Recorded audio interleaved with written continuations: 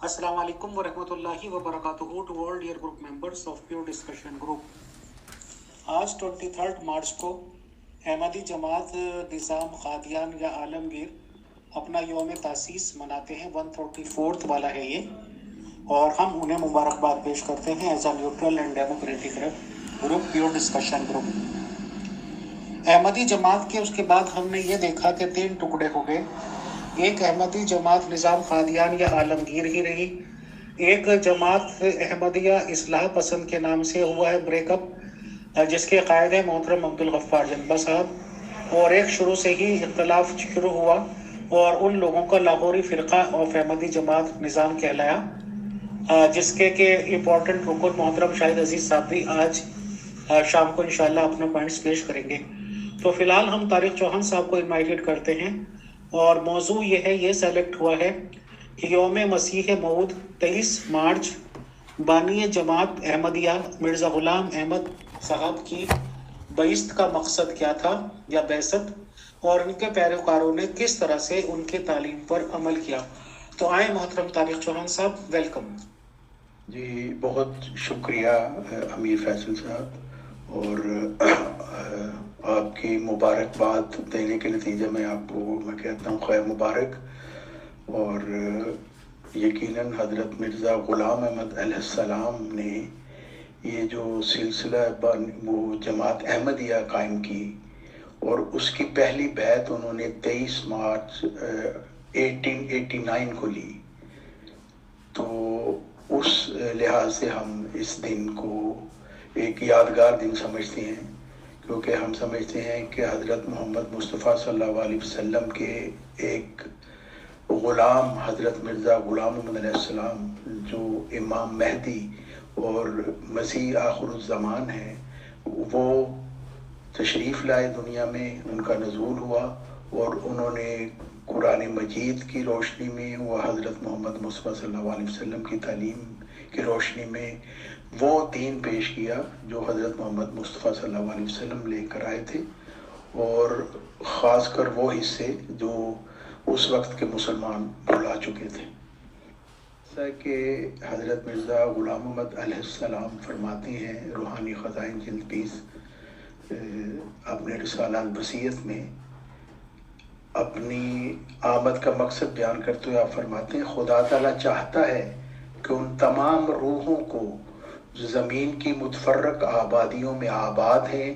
क्या यूरोप और क्या एशिया, उन सब को जो नेक फितरत रखते हैं तौहीद की तरफ खींचे और अपने बंदों को दीन वाहिद पर जमा करे। यही खुदा ताला का मकसद है जिसके लिए मैं दुनिया में भेजा गया। सो तुम इस मकसद की पैरवी करो, मगर नरमी और अखलाक और दुआओं पर जोर देने से, और जब तक कोई खुदा से रूहुल कुदस पाकर खड़ा ना हो, सब मेरे बाद मिलकर काम करो। जो भी अल्लाह ताला की तरफ से आता है वो तौहीद को कायम करने आता है, और तौहीद को कायम करने के लिए ज़रूरी है कि ईमान को कायम किया जाए और अल्लाह ताला की हस्ती की मार्फत लोगों को दी जाए, जो असली मार्फत है, जो खुदा ताला की तरफ से उसको दी जाती है, जो वो इंसानों के सामने बयान करता है। तो हज़रत मिर्ज़ा ग़ुलाम अहमद अलैहिस्सलाम ने भी ये लोगों में ईमान को रासिख करने के लिए वो गलत अकायद जो मुसलमानों में सूरत राइज हो चुके थे उनकी निशानदही की, और उनकी बजाय जो सही अकायद थे कुरान मजीद की तालीम के मुताबिक, वो हज़रत ख़ातमुन नबीय्यीन मोहम्मद मुस्तफ़ा सल्लल्लाहु अलैहि वसल्लम की तालीम और सुन्नत के मुताबिक थे, उनको राइज किया। और मिर्ज़ा ग़ुलाम अहमद अलैहिस्सलाम का जो दावा था जो 1885 में उन्होंने किया, वो उसमें लिखते हैं, किताब बराहीन अहमदिया जिसको खुदा ताला की तरफ से मुअल्लम ने मुल्हम और मामूर होकर बग़र्ज़ इस्लाह इस तजदीद दीन तालीफ़ किया है, और मुसन्निफ़ को इस बात का भी इल्म दिया गया है कि वो मुजद्दिद वक्त है और रूहानी तौर पर उसके कमालात मसीह इब्न मरियम के कमालात से मुशाबा है और एक को दूसरे से बशिद्दत मुनासबत मुशाबत है।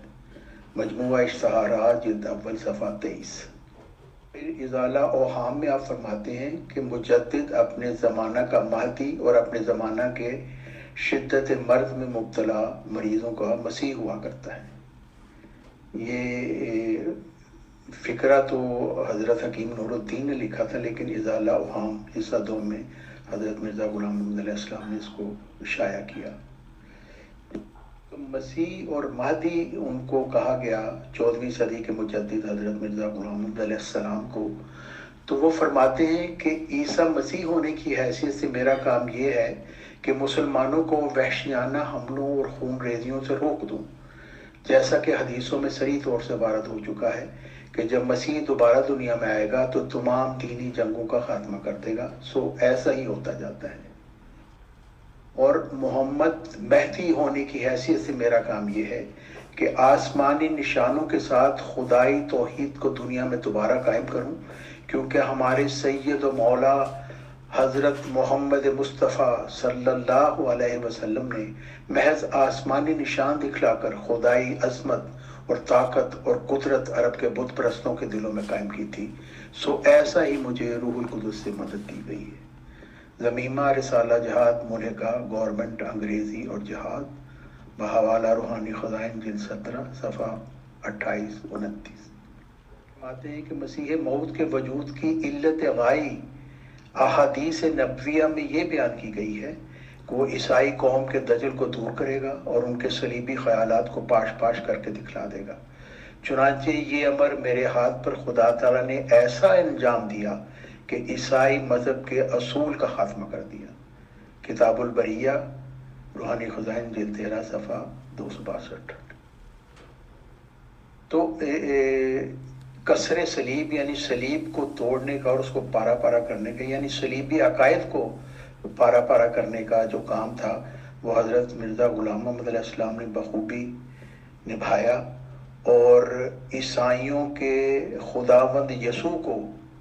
جس کو انہوں نے خدا کا درجہ دیا تھا، اس کے متعلق ثابت کر دیا کہ وہ کشمیر کے محلہ سری نگر، کشمیر کے شہر شری نگر کے محلہ خانیار میں ایک ہزاروں من مٹی کے نیچے مدفون پڑا ہے۔ ایک اور جو بات آپ نے بیان کی وہ یہ بات تھی کہ مسلمانوں میں یہ بہت زیادہ ایک بدبخت عقیدہ رائج ہو چکا تھا کہ اب خدا تعالیٰ کی طرف سے کوئی نہیں آئے گا، یعنی خدا تعالیٰ کی صفت کلام معطل ہو چکی ہے۔ اس کی بھی آپ نے بیخونی کی اور قرآن مجید کی آیات کی روشنی میں ظاہر کیا کہ خدا تعالیٰ کی صفت کلام یا کوئی بھی صفت کبھی معطل نہیں ہو سکتی۔ اور اگر ہم یہ کہیں کہ خدا تعالیٰ کی ایک صفت یعنی بولنے کی صفت معطل ہو چکی ہے تو ہم خدا تعالیٰ پر گستاخی کرنے کے ملزم ہوں گے، کیونکہ اگر کسی کی ایک صفت معطل ہو چکی ہے تو پھر شک پڑے گا کہ شاید اور بھی صفات اللہ تعالیٰ کی معطل ہو چکی ہیں، جیسا جو کہ کبھی ہو نہیں سکتا۔ خدا تعالیٰ ہمیشہ سے جیسا ہے ویسا ہی ہے، وہ تغیر پذیر نہیں ہے۔ اس لیے یہ ایک بہت ہی بدبخت عقیدہ ہے جو مسلمانوں کو اللہ تعالیٰ کے انعامات سے محروم کر دیتا ہے کہ اگر یہ عقیدہ رکھا جائے کہ اب خدا تعالیٰ کسی سے کلام نہیں کرے گا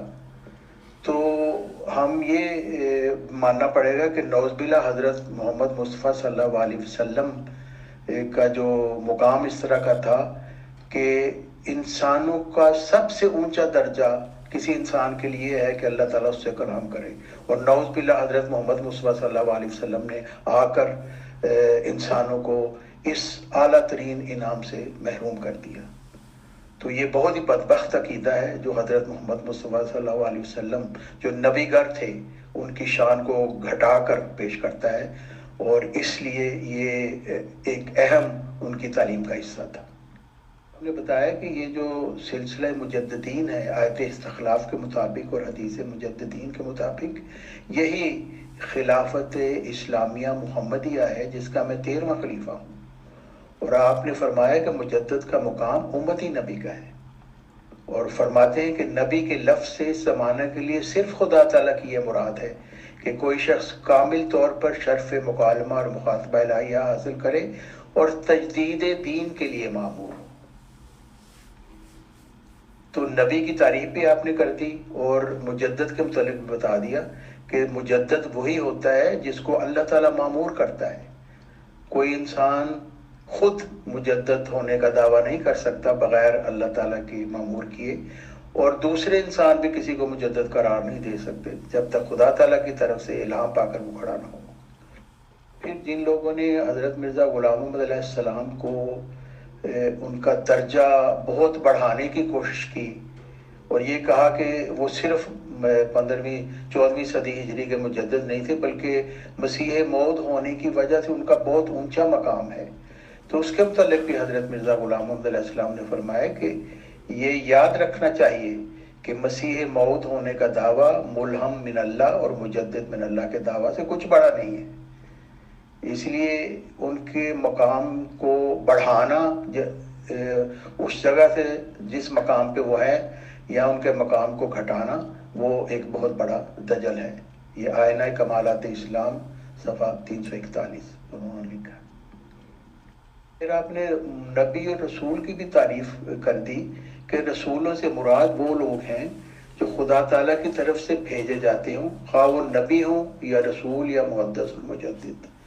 یعنی جو شخص خدا تعالیٰ کی طرف سے مامور ہوتا ہے وہ خدا تعالیٰ کا رسول کہلاتا ہے،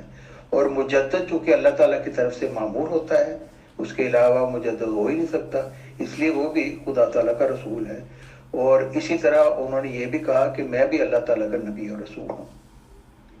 پھر آپ نے فرمایا کہ ہمارے نبی صلی اللہ علیہ وسلم نے امام الزمان کی ضرورت ہر ایک صدی کے لیے قائم کی ہے۔ روحانی خزائن جلد 13 ضرورت الامام صفحہ 474۔ اور پھر فرمایا کہ یاد رہے کہ امام الزمان کے لفظ میں نبی، رسول، محدث، مجدد سب داخل ہیں۔ اور پھر آپ نے اسلام اور دوسرے مذاہب سے اسلام کو ممتاز کرنے کے لیے ایک بہت خوبصورت دلیل دی، کیونکہ دوسرے لوگ بھی کہہ سکتے ہیں ہمارا مذہب بھی زندہ ہے، اور ہم کہتے ہیں اسلام ایک زندہ مذہب ہے، لیکن اسلام میں ایسا کیا امتیازی نشان ہے کہ ہم اس کو دوسرے مذاہب کے مقابلے میں زندہ مذہب کہتے ہیں؟ اس کی دلیل حضرت مرزا غلام محمد علیہ السلام نے یہ پیش کی۔ آپ فرماتے ہیں کہ حضرت صلی اللہ علیہ وسلم نے فرمایا ہے کہ ہر صدی کے سر پر اللہ تعالیٰ ایک مجدد کو بھیج دیتا ہے جو نئے سرے سے دین کو تازہ کرتا ہے۔ پس یہ مجدد کا اور اسلام کا تازہ بتازہ رہنا حضرت صلی اللہ علیہ وسلم کی حقانیت کی دلیل ہے، کیونکہ اسی سے مذہب کی زندگی ثابت ہوتی ہے۔ یعنی مجددیت کا سلسلہ اسلام میں جاری ہونا اسلام کے زندہ مذہب ہونے کی ایک دلیل ہے،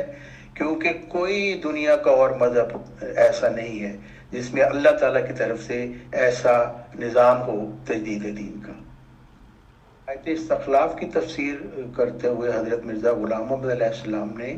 سلسلہ مجددین کو دائمی روحانی خلافت فرمایا، جیسا کہ آپ فرماتے ہیں خدا تعالیٰ نے دائمی خلیفوں کا وعدہ دیا تا وہ ذلی طور پر انوار نبوت پا کر دنیا کو ملزم کریں اور قرآن کریم کی خوبیاں اور اس کی پاک برکات لوگوں کو دکھلاویں۔ یہ بھی یاد رہے کہ ہر ایک زمانہ کے لیے اتمام حجت بھی مختلف رنگوں سے ہوا کرتا ہے، اور مجدد وقت ان قوتوں اور ملکوں اور کمالات کے ساتھ آتا ہے جو موجودہ مفاسد کا اصلاح پانا ان کمالات پر موقوف ہوتا ہے، سو ہمیشہ خدا تعالیٰ اسی طرح کرتا رہے گا۔ پھر آپ نے یہ بھی فرما دیا کہ مجددین کا سلسلہ جو ہے وہ آیت استخلاف کے مطابق اس طرح ہے کہ اس میں اللہ تعالیٰ نے فرمایا ہے کہ خلفاء کا سلسلہ ویسے ہی قائم ہوگا جیسا کہ پہلے کیا گیا۔ یعنی اللہ تعالیٰ فرماتا ہے وعد اللہ الذین آمنوا منکم وعملوا الصالحات لیستخلفنہم فی الارض کما استخلف الذین من قبلہم۔ یہ آیت استخلاف ہے سورہ نور کی آیت 56۔ یعنی خدا تعالیٰ نے ان لوگوں کے لیے جو ایماندار ہیں اور نیک کام کرتے ہیں وعدہ فرمایا ہے کہ جو ان کو زمین پر انہی خلیفوں کے مانند جو ان سے پہلے گزر چکے ہیں خلیفے مقرر فرمائے گا۔ حضرت مرزا غلام محمد علیہ السلام فرماتے ہیں کہ اس آیت میں پہلے خلیفوں سے مراد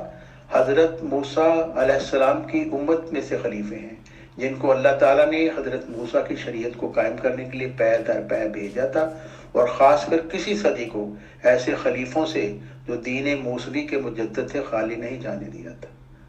روحانی خزائن جلد 17 صفحہ 123 تحفہ گولڑویہ۔ بس حضرت مرزا غلام محمد علیہ السلام فرماتے ہیں جیسے حضرت محمد مصطفیٰ صلی اللہ علیہ وسلم مسیل موسیٰ تھے، اسی طرح حضرت موسیٰ علیہ السلام کی امت میں جس طرح مجددین کا سلسلہ نبیوں کی صورت میں قائم کیا گیا تھا، بینی اسی طرح حضرت محمد مصطفیٰ صلی اللہ علیہ وسلم کے امت میں بھی مجددین کا سلسلہ جو امتی نبی کا مقام رکھیں گے قائم کیا گیا ہے، اور یہی وہ خلافت اسلامیہ محمدیہ ہے جس کے 13ویں خلیفہ حضرت مرزا غلام محمد علیہ السلام تھے، اور جس کا آغاز دوسری صدی ہجری سے حضرت عمر بن عبدالعزیز کے ذریعہ ہوا جو اسلام کے پہلے مجدد تھے۔ اور مجدد کا مقام ظاہر کرتے ہوئے حضرت مرزا غلام محمد علیہ السلام فرماتے ہیں میں جو کچھ کہنا چاہتا ہوں وہ کوئی معمولی اور سرسری نگاہ سے دیکھنے کے قابل بات نہیں، بلکہ بہت بڑی عظیم الشان بات ہے، میری اپنی بنائی ہوئی نہیں بلکہ خدا تعالیٰ کی بات ہے، اس لیے جو اس کی تکذیب کے لیے جرأت اور دلیری کرتا ہے وہ میری تکذیب نہیں کرتا بلکہ اللہ تعالیٰ کی آیات کی تکذیب کرتا ہے، اور رسول اللہ صلی اللہ علیہ وسلم کی تکذیب پر دلیل ہوتا ہے۔ مجھے اس کی تکذیب سے کوئی رنج نہیں ہو سکتا، البتہ اس پر رحم ضرور آتا ہے کہ نادان اپنی نادانی سے خدا تعالیٰ کے غضب کو بھڑکاتا ہے۔ اب مزید فرماتے ہیں یہ بات مسلمانوں میں ہر شخص جانتا ہے، اور غالباً کسی کو بھی اس سے بے خبری نہ ہوگی کہ رسول اللہ صلی اللہ علیہ وسلم نے فرمایا ہے کہ اللہ تعالیٰ ہر صدی کے سر پر ایک مجدد کو بھیجتا ہے جو دین کے اس حصہ کو تازہ کرتا ہے جس پر کوئی آفت آئی ہوتی ہے۔ یہ سلسلہ مجددوں کے بھیجنے کا اللہ تعالیٰ کے اس وعدہ کے موافق ہے جو اس نے اِنَّا نَحْنُ نَزَّلْنَا الذِّكْرَ وَإِنَّا لَهُ لَحَافِظُونَ میں فرمایا ہے، ملفوظات جلد 4 صفحہ 2۔ مجددین کا جو سلسلہ ہے وہ اتنا اہم ہے اسلام کی زندگی کے لیے کہ حضرت مرزا غلام محمد علیہ السلام فرماتے ہیں کہ مجدد کا منکر اللہ تعالیٰ کی آیات کی تکذیب کرتا ہے اور رسول اللہ صلی اللہ علیہ وسلم کی تکذیب پر دلیل ہوتا ہے، کیونکہ اللہ تعالیٰ نے جو قرآن مجید کی حفاظت کا وعدہ فرمایا ہے وہ مجددین کے سلسلہ کے ذریعے پورا ہوتا ہے۔ تو جو مجددین کا انکار کرتا ہے وہ اللہ تعالیٰ کے اس وعدے کا انکار کرتا ہے۔ اور پھر ایسے بدبخت لوگ بھی ہیں جو آیت استخلاف کے بالکل خلاف کہتے ہیں مجدد کو ماننا ضروری نہیں ہے، اور اس میں مرزائی خلیفے اور مرزائی مولوی بھی شامل ہیں، لیکن حضرت مرزا غلام محمد علیہ السلام سورہ نور کی آیت استخلاف کی تفسیر کرتے ہوئے فرماتے ہیں یاد رہے کہ مجدد لوگ دین میں کچھ کمی بیشی نہیں کرتے، ہاں گمشدہ دین کو پھر دلوں میں قائم کرتے ہیں، اور یہ کہنا کہ مجددوں پر ایمان لانا کچھ فرض نہیں خدا تعالیٰ کے حکم سے انحراف ہے، کیونکہ وہ فرماتا ہے وَمَنْ كَفَرَ بَعْدَ ذَلِكَ فَأُولَٰئِكَ هُمُ الْفَاسِقُونَ، یعنی بعد اس کے جو خلیفے بھیجے جائیں پھر جو شخص ان کا منکر رہے وہ فاسقوں میں سے ہے۔ اور فاسق جو لفظ ہے وہ کفر سے بھی زیادہ خطرناک ہے، کیونکہ کافر تو انکار کر دیتا ہے آنے والے کا، لیکن فاسق وہ شخص ہے جو آنے والے کو مان لے اور پھر اس کی تعلیم کا انکار کر دے، تو یہ فاسق ہونا تو کافروں سے بھی زیادہ بدبختی۔ اور پھر لاہوری جماعت والے جو مجددین کے سلسلہ کا انکار کرتے ہیں، مرزائی تو مجددین کے سلسلہ کا انکار کرتے ہی ہیں کیونکہ ان کی مرزائی خلافتی گدی نہیں چل سکتی، لیکن لاہوری جماعت والے بھی مجددین کے سلسلہ کا انکار کرتے ہیں، تو ان کے لیے میں یہ حوالہ دینا چاہتا ہوں جو مولانا محمد علی صاحب کا جو لاہوری جماعت کے بانی تھے، تو وہ لکھتے ہیں ضرورت مجددیت صفحہ 58 پر لکھتے ہیں کہ بعض لوگ کہہ دیتے ہیں کہ اگر مجدد ہو تو ہو، ہمیں اس سے کیا۔ آپ فرماتے ہیں کہ یہ مجدد پر کوئی اعتراض نہیں بلکہ اللہ تعالیٰ کے فعل کو لغو قرار دینا ہے، کہ اس نے یوں ہی مجددین کا سلسلہ قائم کیا، حالانکہ مسلمانوں کو اس کی کوئی ضرورت نہ تھی۔ یہ نفس کا دھوکہ ہے، اور یہ نفس کا دھوکہ سارے لاہوریوں کو اور مرزائیوں کو لگا ہوا ہے، اور مذہب کی طرف سے بے اعتنائی سے ایسے خیالات دل میں پیدا ہوتے ہیں۔ اگر کوئی کام نہ بھی ہوتا جس کے لیے مجدد کو مبعوث کیا جاتا، تو بھی وَكُونُوا مَعَ الصَّادِقِينَ کا حکم چاہتا تھا کہ جب کوئی راست باز صادق دنیا میں ظاہر ہو تو مسلمان اس کا ساتھ دیں۔ جیسا کہ حضرت مرزا غلام محمد علیہ السلام نے فرمایا کہ اللہ تعالیٰ ہر صدی کے سر پر ایک مجدد کو بھیجتا ہے جو دین کے اس حصہ کو تازہ کرتا ہے جس پر کوئی آفت آئی ہوتی ہے۔ تو حضرت مرزا غلام محمد علیہ السلام جب ان کا نزول ہوا تو کون سی آفت آئی ہوئی تھی دین اسلام پر؟ اس کے متعلق میں آپ کو کچھ بیان کروں گا مختصر طور پر، اور یہ وہ آفت تھی جو خلاف قرآن عقائد تھے جو مسلمانوں میں رائج ہو چکے تھے، اور جس میں سب سے زیادہ بدبخت عقیدہ اللہ تعالیٰ کی صفت کلام کا انکار تھا، جس سے مسلمان خود کو انعامات الہیہ سے محروم کر چکے تھے۔ حیات مسیح کا مشرکانہ عقیدہ مسلمانوں میں رواج پا چکا تھا، جس کی وجہ سے عیسائیوں نے اسلام پر سخت حملے کیے اور ہزاروں مسلمان مرتد ہو گئے، اور حضرت مرزا غلام محمد علیہ السلام کا کسر صلیب کا مشن اس طرح پورا ہوا کہ آپ نے ثابت کر دیا کہ عیسائیوں کا خدا یسوع ہندوستان کشمیر کے شہر سری نگر کے محلہ خان یار میں مدفون پڑا ہوا ہے، اور آپ نے فرمایا مسیح ابن مریم کو مرنے دو، اسی میں اسلام کی حیات ہے۔ نبوت کے جاری ہونے کے متعلق آپ نے فرمایا کیونکہ نبوت تو صرف امتی نبوت ہو سکتی ہے، جیسا قرآن مجید میں اللہ تعالیٰ فرماتا ہے سورہ نساء کی آیت 70 میں کہ اللہ تعالیٰ اور اس کے رسول حضرت محمد مصطفیٰ صلی اللہ علیہ وسلم کی اطاعت کے نتیجے میں انسانوں کو 4 انعام ملیں گے، جس میں نبوت پہلے درجے کا انعام ہے۔ اور حضرت مرزا غلام محمد علیہ السلام فرماتے ہیں نبوت کے معنی مکالمہ کے ہیں، جو غیب کی خبر دے دے وہ نبی ہے۔ اگر آئندہ نبوت کو باطل قرار دو گے تو پھر یہ امت خیر امت نہ رہے گی بلکہ کالانام ہوگی، یعنی جانوروں کی امت ہوگی۔ اور سورہ فاتحہ کی تعلیم میں اہدنا الصراط المستقیم صراط الذین انعمت علیہم میں دعا بے سود ٹھہرے گی،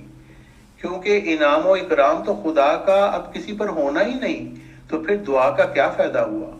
اور نعوذ باللہ یہ ماننا پڑا کہ حضرت صلی اللہ علیہ وسلم میں قوت قدسی ہی نہ تھی، نعوذ باللہ۔ ملفوظات جلد 6 صفحہ 253۔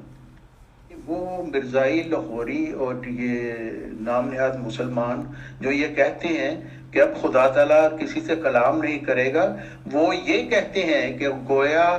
یہ جو امت محمدیہ ہے جس کو خیر امت کہا گیا ہے یہ جانوروں کی امت ہے، اور حضرت محمد صلی اللہ علیہ وسلم کی تو کوئی قوت قدسی ہی نہ تھی،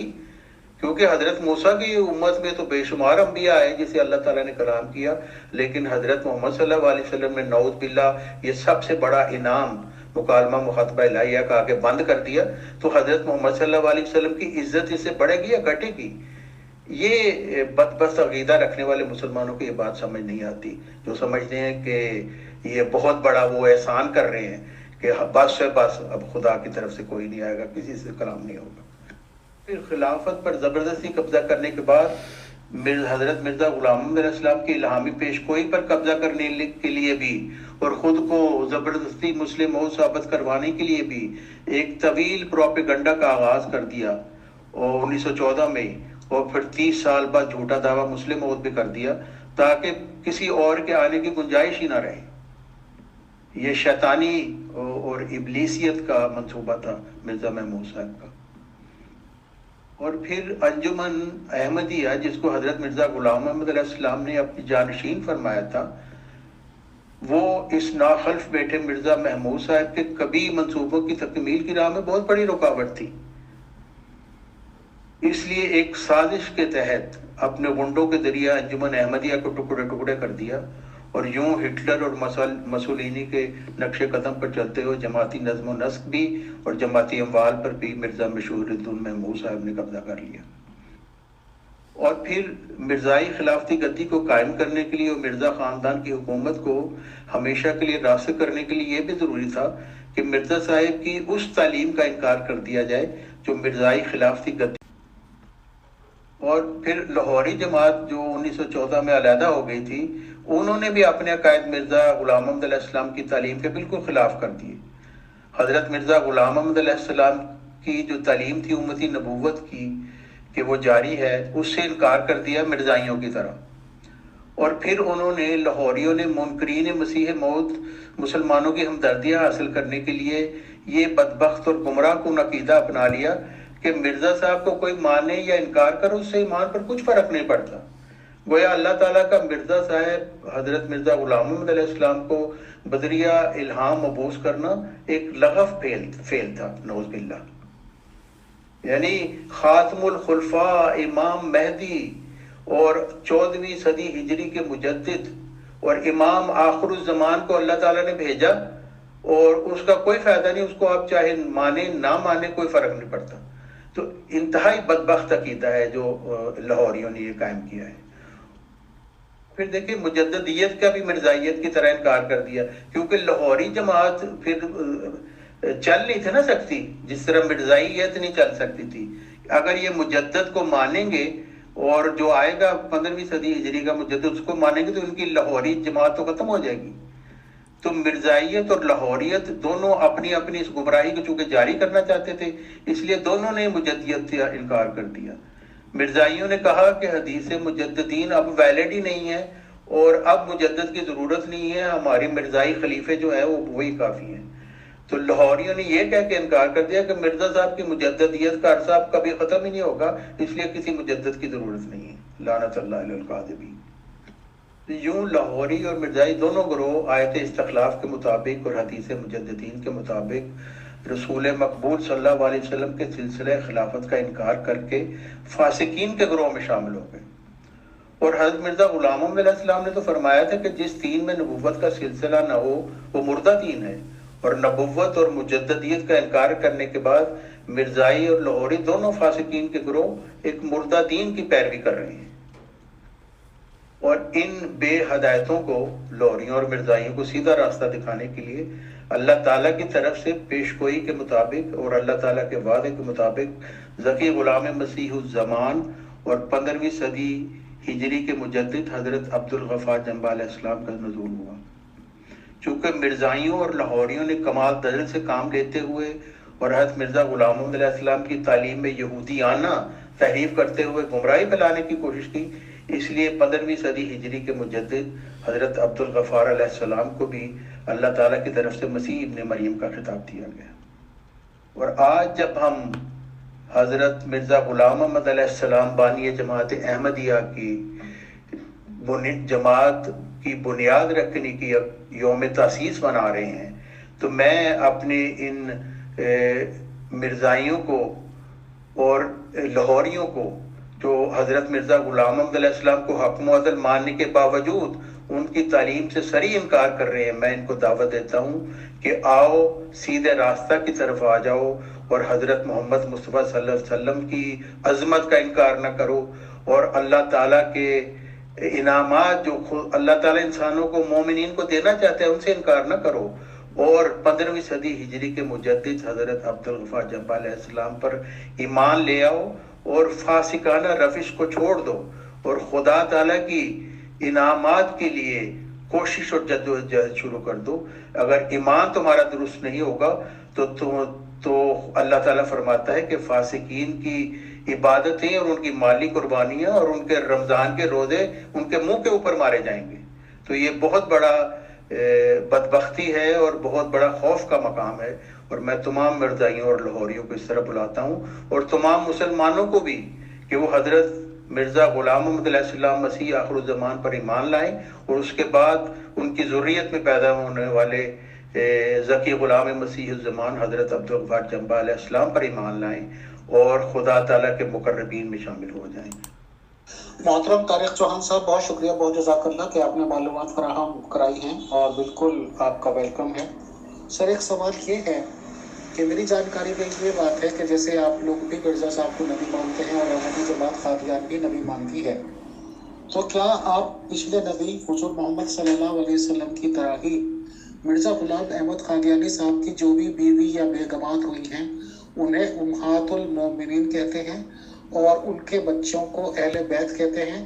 کیا یہ بات صحیح ہے یا غلط؟ پہلا سوال. شکریہ. جی، حضرت مرزا غلام محمد علیہ السلام جو تھے وہ اگر اللہ تعالیٰ کی طرف سے مامور تھے تو ظاہر ہے کہ ان کی اہلیہ بھی وہ ام المومنین ہی کہلائے گی، جیسے حضرت محمد مصطفیٰ صلی اللہ علیہ وسلم. لیکن اس میں یہ بات نہیں کہ حضرت ام المومنین کہلانے سے وہ گویا کہ حضرت محمد صلی اللہ علیہ وسلم کی ازواج مطہرات سے ان کا مقام بڑھ جاتا ہے، بلکہ یہ تو مومنین کی والدہ کہہ سکتے ہیں اس کو. تو ظاہر ہے کہ مومنین تو وہی ہوتے ہیں جو ایمان لانے والے ہوتے ہیں. جو حضرت مرزا غلام محمد علیہ السلام پر ایمان لائے تو وہ مومنین ہیں. تو اور حضرت مرزا غلام محمد علیہ السلام کا دعویٰ ہے کہ حضرت محمد مصطفیٰ صلی اللہ علیہ وسلم کے متعلق انہوں نے فرمایا کہ وہ ہے میں چیز کیا ہوں، بس فیصلہ یہی ہے. تو حضرت مرزا غلام محمد علیہ السلام تو حضرت محمد مصطفیٰ صلی اللہ علیہ وسلم کے غلام تھے، اور ان کی نوکری اور چاکری اور ان کی غلامی کرنے کے نتیجہ میں اللہ تعالیٰ کی طرف سے ان کو مخاطبہ الہیہ ملا. تو اس لیے یہ بات ذہن میں رکھنی چاہیے کہ حضرت مرزا غلام محمد علیہ السلام کا مقام حضرت محمد مصطفیٰ صلی اللہ علیہ وسلم کے مقابلے میں ایک آقا اور غلام کا مقام ہے، اور ان کا درجہ حضرت محمد صلی اللہ علیہ وسلم کے مطابق کبھی نہیں ہو سکتا، کیونکہ غلام کبھی آقا کے درجہ کے مطابق نہیں ہو سکتا، بلکہ اس غلامی کی وجہ سے ان کو نبوت کا درجہ ملا، اور آئندہ بھی سب کو ملتا رہے گا حضرت محمد صلی اللہ علیہ وسلم کی غلامی میں. اور باقی اہل بیت کے متعلق ہمارا یہ عقیدہ ہے کہ حضرت محمد مصطفیٰ صلی اللہ علیہ وسلم کے اہل بیت بھی وہی مانے جائیں گے جو حضرت محمد مصطفیٰ صلی اللہ علیہ وسلم کی تعلیم پر عمل کرنے والے تھے، قرآن کی تعلیم پر عمل کرنے والے تھے. جو نہیں تھے ان کا خونی رشتہ ہونے سے وہ اہل بیت نہیں کہلا سکتے. اسی طرح حضرت مرزا غلام محمد علیہ السلام کے گھر کے وہ لوگ جو ان کی تعلیم کو چھوڑ چکے ہیں، وہ بے شک ان کا خونی رشتہ بھی ہے، وہ اہل بیت نہیں کہلا سکتے. البتہ جو ان کی تعلیم پر عمل کرنے والے ہیں وہ اہل بیت کہلانے کے حقدار ہیں. اور اہل بیت خونی رشتے سے کوئی مقام نہیں ملتا انسان کو. حضرت مرزا غلام محمد علیہ السلام نے فرمایا ہے بلکہ آل اور ذریت سے مراد وہ لوگ ہیں جو نبی کی تعلیم پر ہو بہو عمل کرنے والے ہوں. صرف نام کے مسلمان جو ہیں وہ نہیں، وہ آل رسول نہیں کہلا سکتے، بلکہ اللہ تعالیٰ کی وہ جو نبی ہے اس کی دی ہوئی تعلیم پر ہو بہو اس کی منشا کے مطابق عمل کرنے والے ہوں، وہی اہل بیت اور وہی لوگ آل اور ذریت کہلانے کے حقدار ہیں. جیسے کہ میں نے آپ کو ثبوت دیا ہے کہ مرزا بشیر الدین محمود صاحب تو حضرت مرزا غلام محمد علیہ السلام کا خون تھے، جس طرح حضرت نوح علیہ السلام کا بیٹا ان کا خون تھا، لیکن قرآن مجید نے اس کو غیر صالح قرار دیا حضرت نوح کے بیٹے کو. اور مرزا بشیر الدین محمود نے اپنی حرکتوں اور جو منصوبہ بندیوں سے ظاہر کر دیا کہ وہ ایک غیر صالح شخص تھا، اور حضرت مرزا غلام محمد علیہ السلام کا اہل بیت کہلانے کا حقدار ہی نہیں تھا، بلکہ اس نے تو سب سے بڑا شب خون حضرت مرزا غلام محمد علیہ السلام کی تعلیم پر مارا، اور ان کے بنیادی عقائد کا جس کے لیے ان کی بعثت ہوئی تھی ان کا انکار کر دیا. تو یہ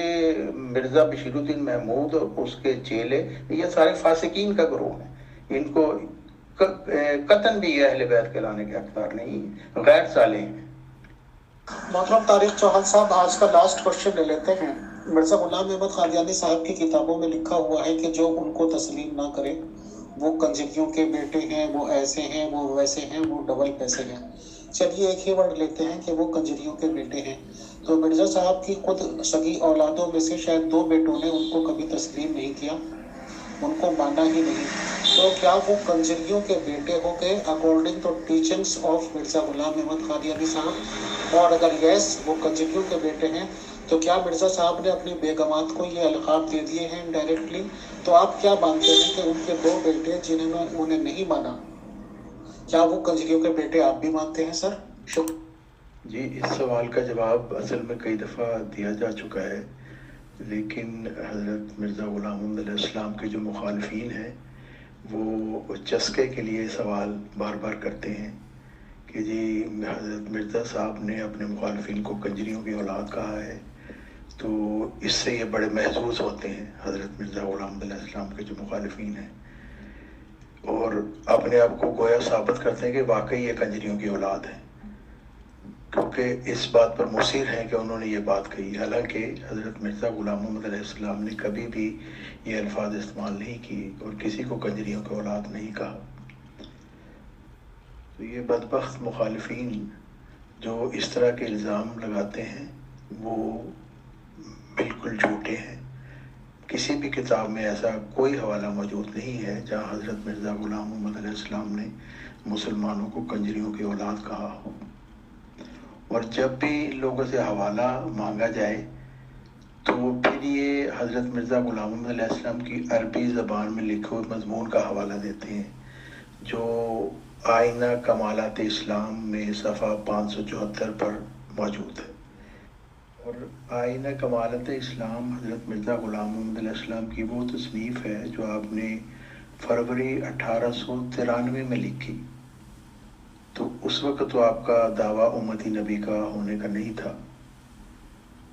اور دوسری یہ بات ہے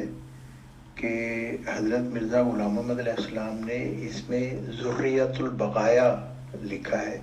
کنجریوں کے اولاد کا ترجمہ یہ بدبخت مخالفین خود کرتے ہیں، اور چونکہ یہ اپنے آپ کو واقعی کنجریوں کی اولاد سمجھتے ہیں، اس کے علاوہ اور کیا کہا جا سکتا ہے۔ بغی جو عربی کا لفظ ہے، اگر اس کا آپ اردو ترجمہ دیکھیں تو آپ کو پتہ چلے گا کہ بغی کا مطلب ہے نافرمان، سرکش، فسادی،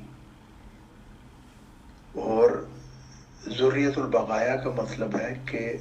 فسادیوں کی، سرکشوں، نافرمانوں کی ذریت۔ اور حضرت مرزا غلام محمد علیہ السلام نے بھی اس کا یہی ترجمہ کیا ہے، جیسے کہ انہوں نے اپنے ایک مخالف سعد اللہ لدھیانوی کو ابن البغا کہا، اور اس کا ترجمہ بھی انہوں نے کیا، یعنی اے سرکش انسان، تو یہ نافرمانی کے معنوں میں آتا ہے۔ تو حضرت مرزا غلام محمد علیہ السلام نے تو ان بدبخت مخالفین کو کنجریوں کی اولاد نہیں کہا، لیکن یہ بدبخت مخالفین چونکہ خود کو کنجریوں کی اولاد ہی سمجھتے ہیں، اس لیے بار بار یہ حضرت مرزا غلام محمد علیہ السلام پر یہ الزام لگاتے ہیں۔ تو ٹھیک ہے، یہ ان کی ذاتی خواہش ہے تو وہ ان کی پوری ہو جاتی ہے، لیکن یہ حضرت مرزا غلام محمد علیہ السلام پر یہ الزام نہیں لگایا جا سکتا۔ اور دوسری یہ بات ہے کہ قرآن مجید میں تو اللہ تعالیٰ نے مخالفین کو بڑے سخت الفاظ سے کہا ہے، جیسے زنیم یعنی ولد الزنا کہا گیا ہے، اور پھر اللہ تعالیٰ فرماتا ہے کہ وہ جو مخالفین ہیں وہ جانوروں سے بھی زیادہ بھٹکے ہوئے ہیں، یعنی انسان تو کیا، جانوروں سے بھی زیادہ بدتر ان کو کہا گیا ہے۔ تو یہ تو قرآن مجید کے الفاظ ہیں۔ تو وہ لوگ جو حضرت مرزا غلام محمد علیہ السلام پر یہ الزام لگاتے ہیں کہ انہوں نے اپنے مخالفین کو کنجریوں کی اولاد کہا ہے، تو غالباً وہ اعتراض یہ کرنا چاہتے ہیں کہ کنجریوں کی اولاد کیوں کہا، کیونکہ کنجریوں کی اولاد تو بہرحال انسان ہوتے ہیں، لیکن قرآن مجید نے تو جانوروں سے بھی بدتر کہا ہے، تو مرزا صاحب نے اپنا ہاتھ ہلکا کیوں رکھا، انہوں نے اپنے مخالفین کو جانوروں سے بھی بدتر کیوں نہیں کہا۔ اور دوسری یہ بات ہے کہ اس کا ترجمہ کرنے کے بعد پھر وہ دوسری باتیں مخالفین کرتے ہیں کہ جی کنجریوں کے اولاد کہا تو وہ ان کے اپنے بھی فیملی میں ایسے لوگ تھے جو نافرمان تھے۔ اصل بات یہ ہے کہ ذریۃ البقایا کا لفظ یا کسی کو زنیم کہنا، یا جیسے مرزا مفرور صاحب جو اس وقت مرزائی خلیفہ ہیں، ان کو ہم مخنث کہتے ہیں، تو اس کا یہ مطلب نہیں ہے، کیونکہ اکثر مرزائی اعتراض کرتے ہیں کہ جی آپ نے مرزا مسرور صاحب کی شلوار اتار کے دیکھی ہے جو آپ ان کو مخنث کہہ رہے ہیں۔ تو ان جاہلوں کو، مرزائی جاہلوں کو اور ان گالی باز نامراد مسلمان جاہلوں کو میں یہی کہوں گا کہ یہ جو الفاظ استعمال کیے جاتے ہیں، اس سے یہ مراد نہیں ہوتی کہ ان کے جسم تبدیل ہو چکے ہیں، بلکہ اس سے مراد ان سے رویے ہوتے ہیں۔ جیسے قرآن مجید میں اللہ تعالیٰ نے یہودیوں کو بندر کہا ہے، تو اس وجہ سے کہا گیا ہے کہ وہ ان کی شکلیں بندروں جیسی نہیں بن گئی، بلکہ ان کے رویے اس طرح کے ہوتے ہیں۔ اور مرزا مسرور صاحب کو مباہلہ کے چیلنج دیا، ان کے گھر بھیجا اور ان کو بلایا، تو وہاں سے وہ مفرور ہیں۔ اور حضرت مرزا غلام محمد علیہ السلام نے فرمایا میدان سے بھاگنے والا مخنث ہوتا ہے، تو اس لحاظ سے ہم مرزا مسرور صاحب کو مخنث کہتے ہیں۔ اور نہ ہمارا یہ ایسا کوئی دعویٰ کہ ہم نے ان کی شلوار دے کے ان کا معائنہ کرایا ہے، اور نہ مرزائیوں کو یہ چاہیے کہ وفد لے جا کے مرزا مسرور کی طرف جائیں اور یہ ثابت کرنے کی کوشش کریں کہ وہ میڈیکلی مخنث ہیں کہ نہیں۔ یہاں طبی اصطلاح مراد نہیں بلکہ انسانوں کے رویے مراد ہوتے ہیں، تو اس بات کو سمجھنا چاہیے۔ میں آپ کا بہت مشکور ہوں امیر فیصل صاحب کہ آپ نے مجھے موقع دیا کہ میں اپنی بات سامنے رکھوں، اور ہر شخص کے پاس یہ حق ہے وہ میری بات کو مانے یا اسے رد کرے، کیونکہ یہ اللہ تعالیٰ کی طرف سے یہ حق دیا گیا ہے، لا اکراہ فی الدین، دین میں کوئی جبر نہیں ہے۔ لیکن میں آپ کا مشکور اس وجہ سے ہوں خاص طور پر کہ آپ موقع دیتے ہیں ہر شخص کو کہ وہ اپنی بات بیان کرے، کسی کو پسند آتی ہے نہیں پسند آتی وہ اس کی مرضی ہے، بے شک رد کرے، چاہے ایک بھی اس کو پسند نہ کرے، لیکن ہر شخص کو یہ حق ہے کہ وہ اپنا موقف دنیا کے سامنے پیش کرے، اور اس کے لیے آپ میں سمجھتا ہوں بہت ہی شکریہ کے حقدار ہیں کہ آپ نے سب کو یہ موقع دیا کہ اپنا موقف کو پیش کریں۔ جی محترم طارق چوہان صاحب، یہ تو ہماری نیوٹرل پالیسی ہے، اور انشاءاللہ جب تک خدا تعالیٰ نے پیور ڈسکشن گروپ کو رکھ رکھا ہے تو انشاءاللہ یہی پالیسی قائم و دائم رہے گی، اور یہی ہمارا پیور ڈسکشن گروپ کو ایک ڈیفرنٹ گروپ بناتی ہے تمام ادر گروپ سے، کہ ہم سبھی کو برابر کا موقع دیں گے آلویز انشاءاللہ۔ تو آپ نے ٹائم پرووائڈ کیا اور اپنا پوائنٹ احمدی جماعت اصلاح پسند جو کہ under the guidance of Abdul Ghaffar جنبہ صاحب کے محترم کے ہیں، تو ان کا پوائنٹس ہمارے پاس آ گیا۔ سر بہت شکریہ، بہت جزاک اللہ۔ السلام علیکم ورحمۃ اللہ وبرکاتہ to you and to all dear group members of pure discussion group. والسلام۔